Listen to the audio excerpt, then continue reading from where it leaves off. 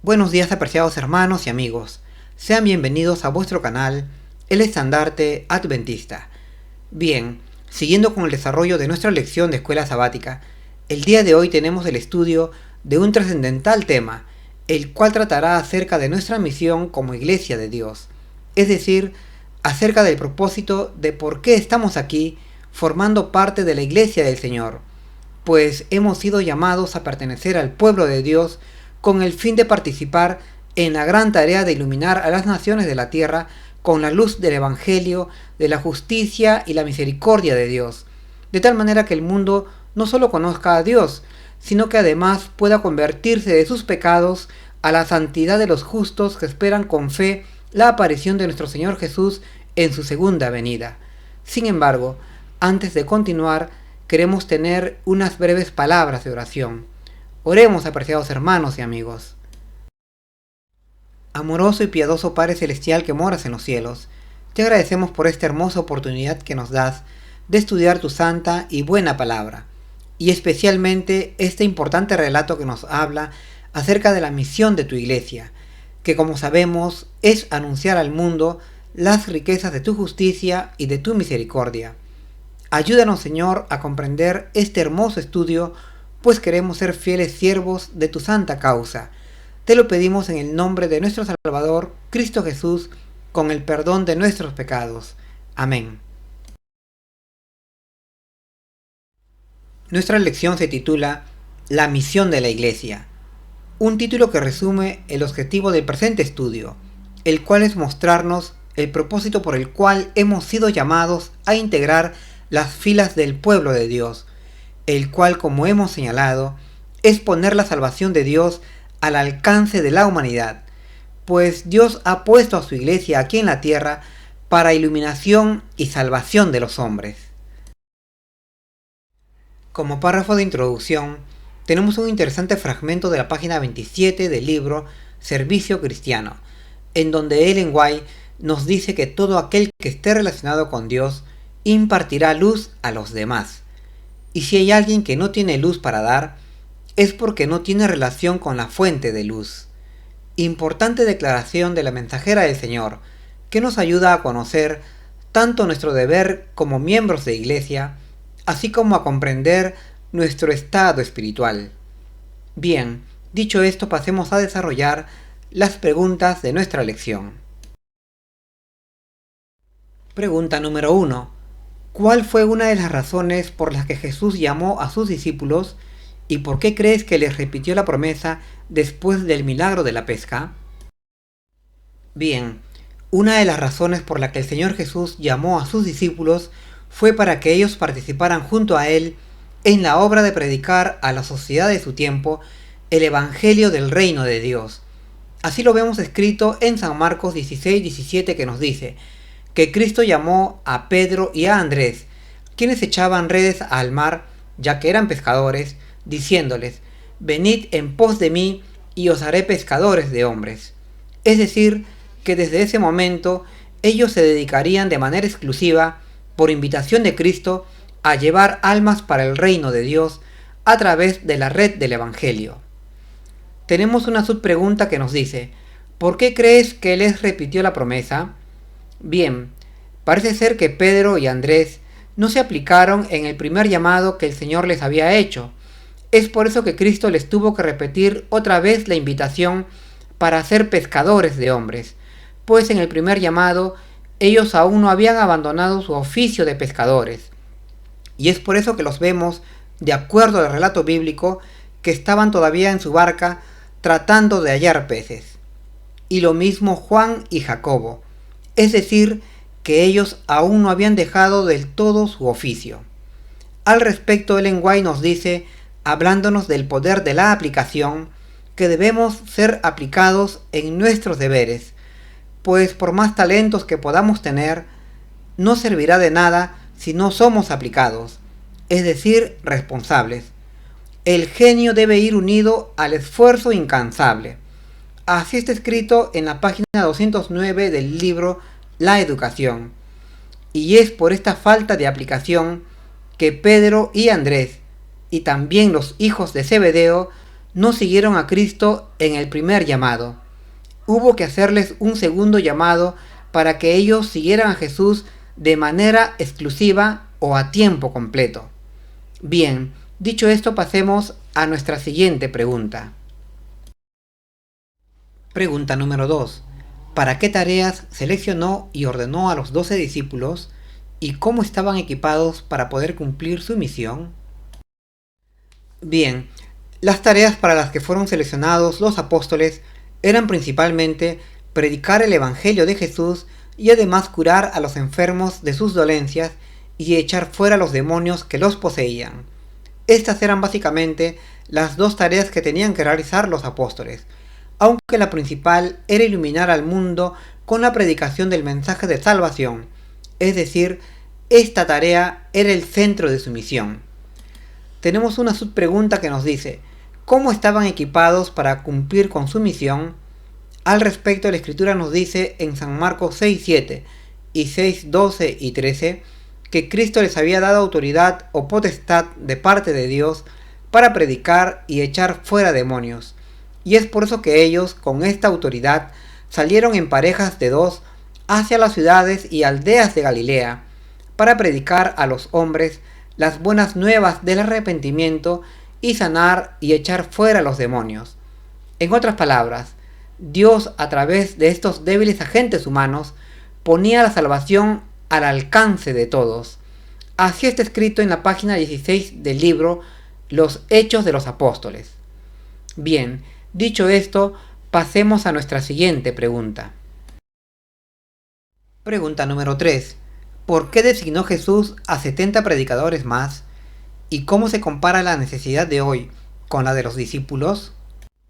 Bueno, como la obra de llevar el Evangelio de las buenas nuevas de salvación allá en Palestina era muy amplia y extensa, pues había que ir a muchas ciudades y aldeas que la conformaban, y con los 12 apóstoles no se bastaba para cumplir con esta tarea, entonces el Señor Jesús designó a otros 70 discípulos más, de los tantos seguidores que tenía, para que trabajasen con él, llevando el mensaje del Evangelio de Dios.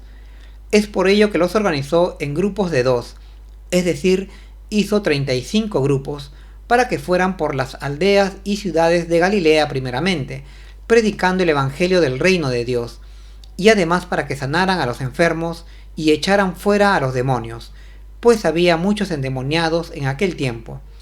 E hizo todo esto el Señor por la gran extensión de la obra que había que desarrollar.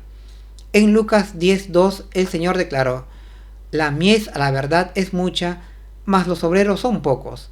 Por tanto, rogad al Señor de la mies que envíe más obreros a su mies». Con esta declaración, el Señor Jesús reconocía la gran amplitud de la obra que había que desarrollar, y que solo se contaba con muy pocos obreros.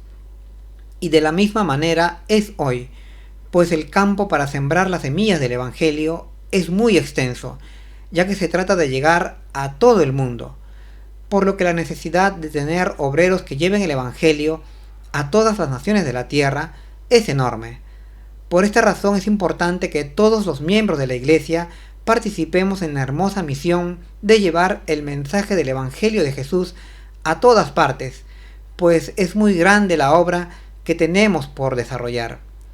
Al respecto, en la página 27 del libro Servicio Cristiano, Ellen White nos dice que Dios ha determinado que sus hijos den la luz a los demás, y si ellos no lo hacen, las almas permanecen o permanecerán en las tinieblas del error, debido a que su pueblo ha dejado de hacer lo que debiera. Un motivo más, apreciados hermanos, para participar en la noble misión de llevar almas para Cristo.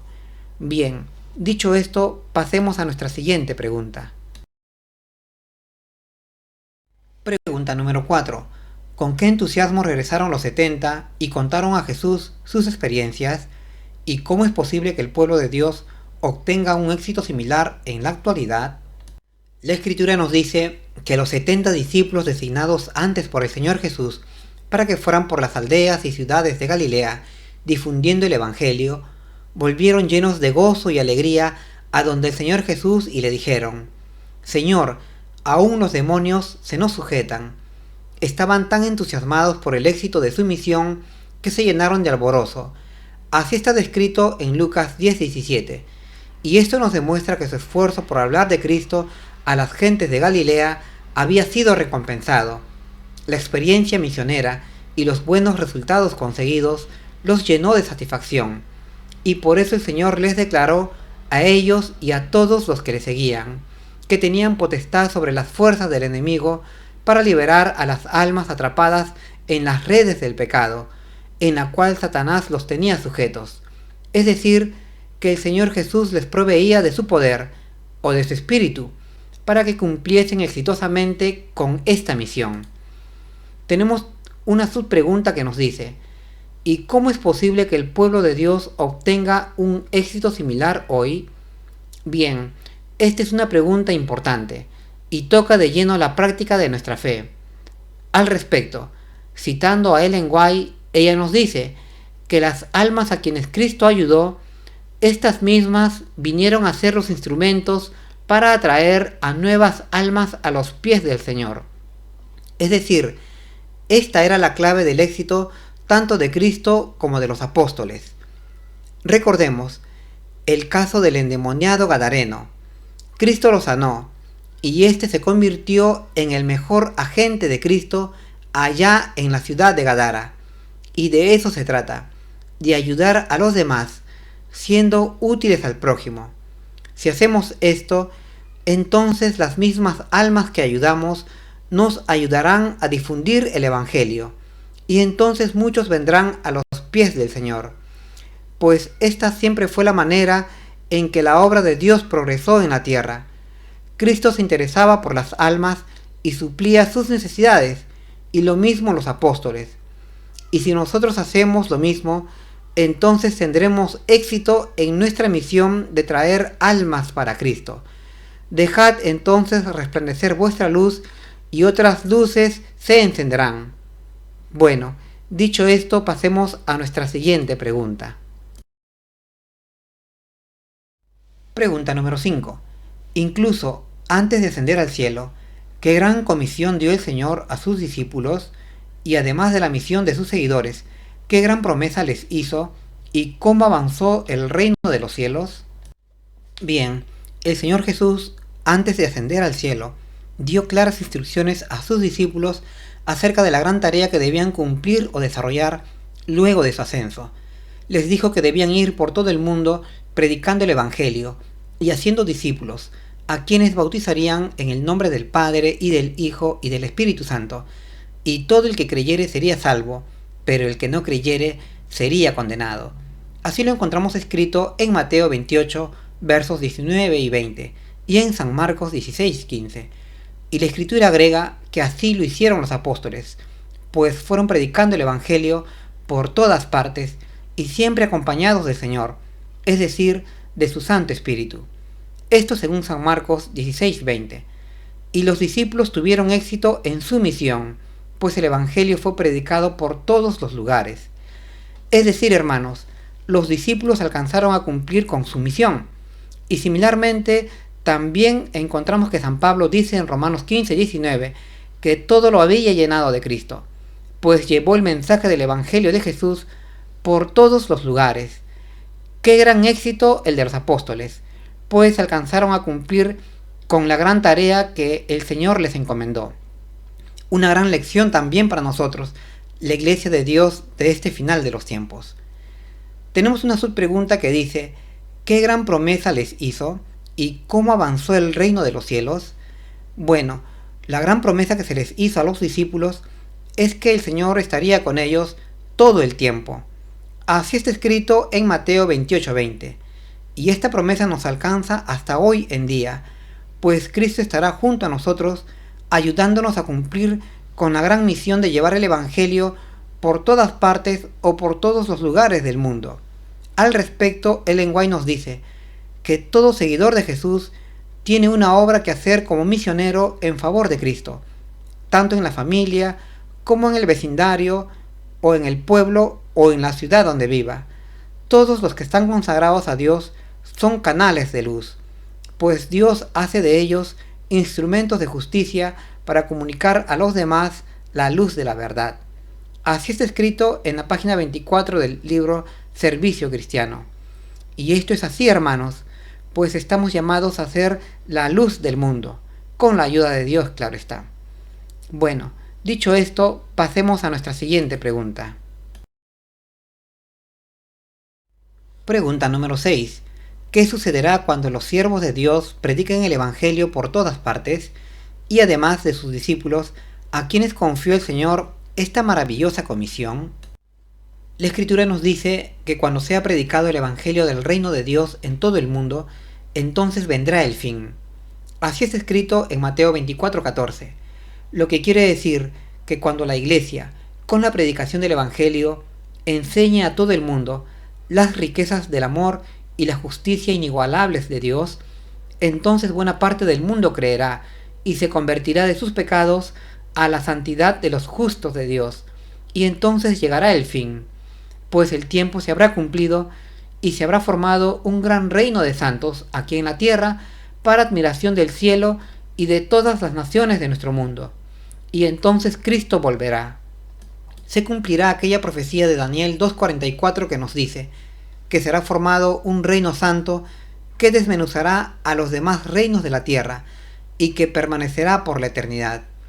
En otras palabras, cuando la Iglesia cumpla con su misión y el mundo conozca la verdad, Dios pondrá fin a los reinos del sufrimiento, de la injusticia y de la muerte, y dará comienzo la existencia de un nuevo reino, un reino eterno de seres humanos justos, es decir, de aquel Israel espiritual del que nos habla la Biblia, y que vivirá por siempre. Tenemos además una subpregunta que nos dice: ¿a quiénes más confió el Señor esta maravillosa comisión? Bien, esta hermosa tarea de anunciar el Evangelio del reino de Dios a todas las naciones de la tierra ha sido también confiada a la Iglesia, y lo cual no solo incluye a los ministros u obreros de Iglesia, sino que también incluye al pueblo laico, es decir, a nosotros que somos miembros de Iglesia. Tenemos entonces una gran tarea que cumplir, y que es el anunciar el Evangelio de Cristo por todas partes, es decir, por todo el mundo. Y esta es la razón por la que hemos sido llamados a dejar el mundo y pasar a formar parte de la Iglesia de Dios en este final de los tiempos. Y es por eso que debemos aplicarnos como miembros de Iglesia para llevar a cabo esta gran tarea, desde el lugar en donde nos encontremos. Al respecto, la sierva del Señor nos dice: la Iglesia es la depositaria de las riquezas de la gracia de Cristo, y mediante la Iglesia se manifestará con el tiempo aún a los principados y potestades en los cielos, lo que Dios quiere que el Evangelio haga por toda alma en la tierra. Es decir, nuestro abandono del pecado, pues es el pecado la causa de tantas injusticias y de tantos sufrimientos que vemos en el mundo. Esto se conseguirá con la predicación del Evangelio de Dios.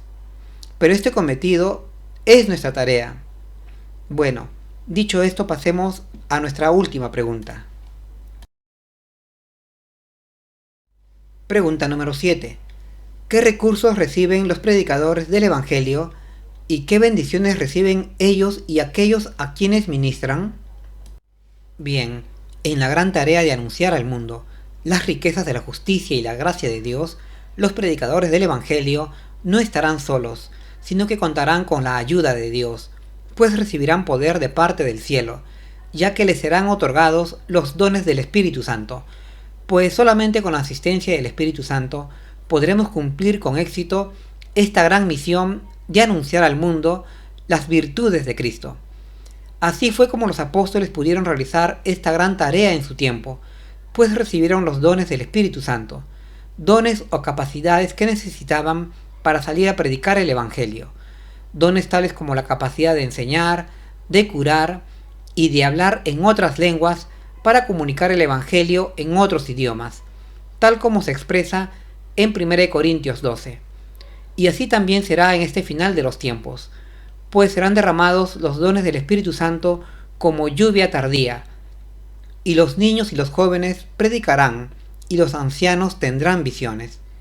Es por eso que hoy esperamos el derramamiento de la lluvia tardía sobre la Iglesia, para ser llenos de este poder que nos capacitará para salir a evangelizar hasta lo último de la tierra.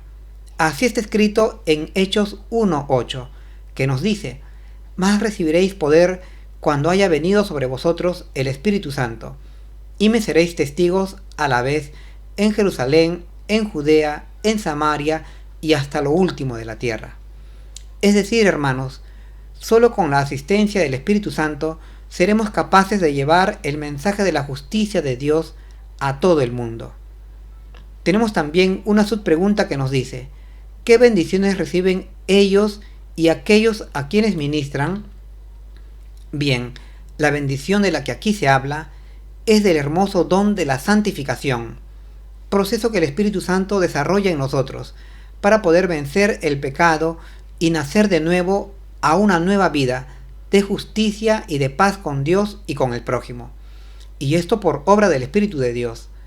Recordemos que Cristo desea concedernos esta bendición que nos santificará, es decir, Él desea darnos su Espíritu. Al concedernos su Espíritu, Dios se está dando a sí mismo, transformándose Él mismo en una influencia con el fin de darnos salud y vida.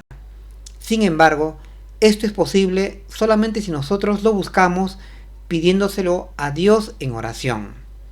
Bueno, hasta aquí, apreciados hermanos, son mis comentarios a nuestra lección de escuela sabática. Recordemos que el deseo del Señor es que guardemos sus santos mandamientos. Así es escrito en Deuteronomio 5:29. Este es también mi anhelo personal para mí y para todos ustedes. Que el Señor os guarde. Hasta pronto.